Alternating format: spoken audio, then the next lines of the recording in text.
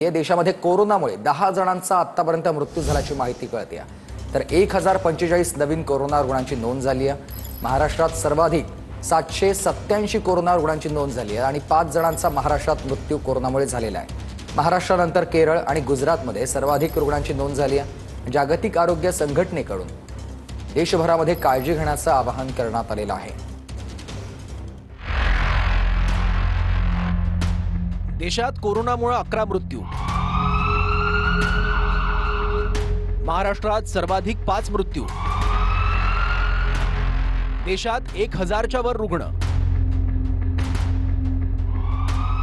सोमवारी ठाण्यात कोरोनामुळे महिलेचा मृत्यू झाला।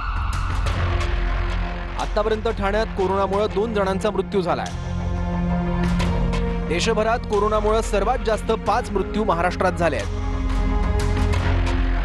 राज्यात सध्या 200 पेक्षा जास्त सक्रिय कोरोना रुग्ण आहेत।